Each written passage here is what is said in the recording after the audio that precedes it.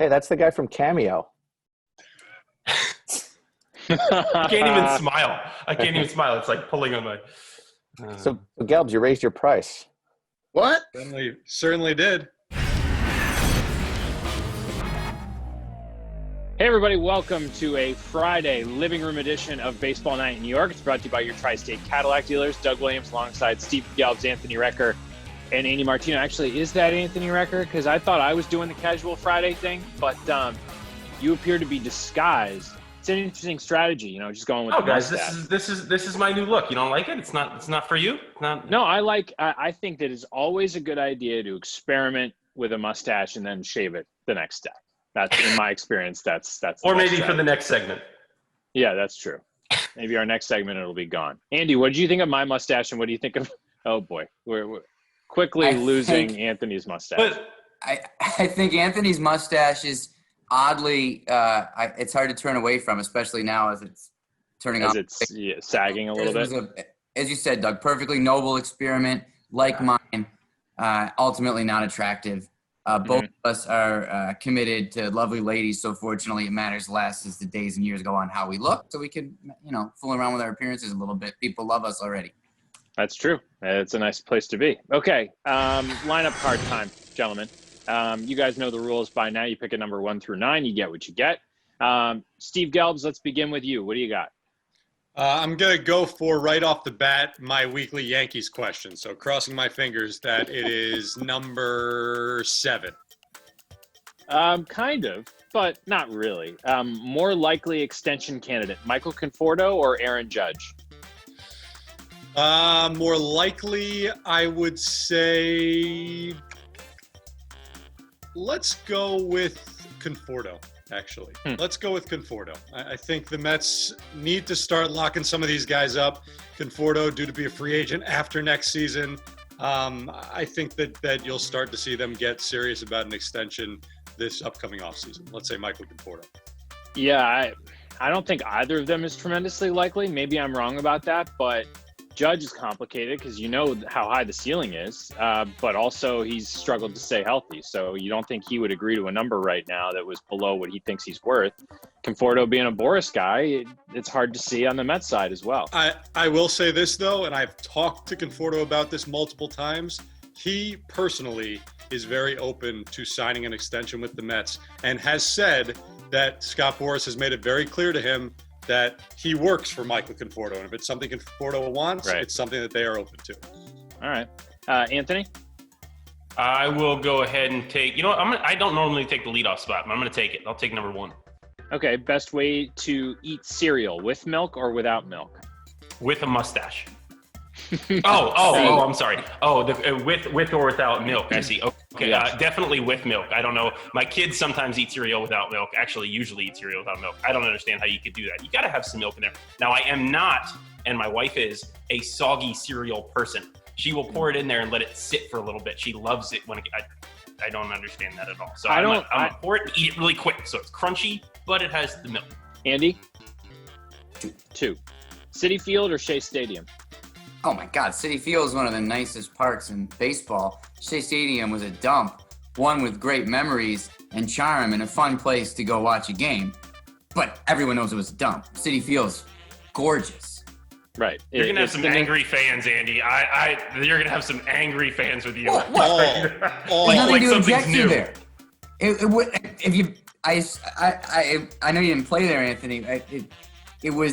I enjoyed going there, sitting on the upper deck before I was in the business, having a couple beers and watching a game. But come on. It was one of those 1960s. It was the worst era for ballparks in terms of construction. And we're in a golden era now, and Citi Field is one of the nicest. So if Met fans want to get angry, focus on the nice thing I said about your new ballpark. And I'll pander to you now by saying it's so much nicer than the new Yankee Stadium. It's not even close. How about that? They appreciate some good pandering. Steve? 9. 9. Joe Kelly broke a window working on his changeup. What's the worst household accident that you've caused? Similarly, I broke a window throwing a hockey stick when I got angry at a Rangers loss once when I was like 11. And you threw the stick? Yeah, I threw the stick. We had in our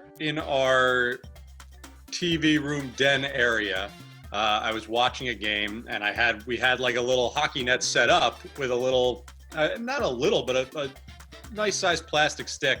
And I was next to the couch, and I got so angry, and I threw it against the wall, and it ricocheted against the wall and cracked the window pane on the door area. Just this week, I've learned that the Rangers have caused Steve Gelbs a lot of problems. That's true.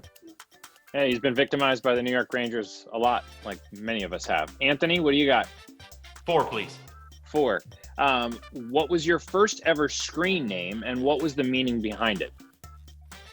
Oh gosh, it was really long, and I don't even really. You know what? It wasn't. I'm thinking back. My first screen name was a nickname of mine that people gave me when I was younger, and I can't say it on TV or on the internet or anything like that. But it could be your screen name. It wasn't necessarily a cuss word, but it wasn't a word that you would use. It rhymed with my last name, but it wasn't really something you should use on the air. Well, we got to had a dig couple this numbers up somehow. behind it, but yeah, it wasn't good. Okay, everybody can use their imaginations, I suppose, for this one. Interesting that it could be your screen name, but cannot be said on a living room edition of Baseball Night in New York in the show where you've been wearing a fake mustache. Andy. 9. Already been taken. 8. 8. Which is more frustrating, assembling children's toys or doing puzzles? I'm not really a tactile person. I'm verbal. Both things make me want to throw something against the wall, but ultimately puzzles probably a little bit better because they're just a little bit easier for me. I'm thinking about IKEA stuff that makes me just want to lose my mind. So, toys. Interesting as you were speaking, Steve just decided to leave. I had that effect. Oh, look what he did. Wow. Show and tell. You built that, did you, pal? I built that yesterday, and I will tell you that right there, I didn't even hear what the other option was. That is the most difficult thing. No matter what the other option was, that is the most difficult thing. I couldn't do it. Yeah, it seems really stressful. It's one of those things I just don't have in my life right now. Steve. Well, I don't know. Give me the 3 that are left. Okay, you have 3? 6. Okay. Is it socially acceptable to eat while on Zooms? Absolutely. I think so. Eat while on Zooms. Half of the Zooms are about having dinner with people. No? That's true. I haven't had a dinner Zoom, but... Oh, I've had dinner Zooms. Yeah. Okay. Must be nice. Anthony. I'll go with 3. 3. What's the best game in any sport that you've ever witnessed live? I've ever witnessed live. Oh, goodness. Wow.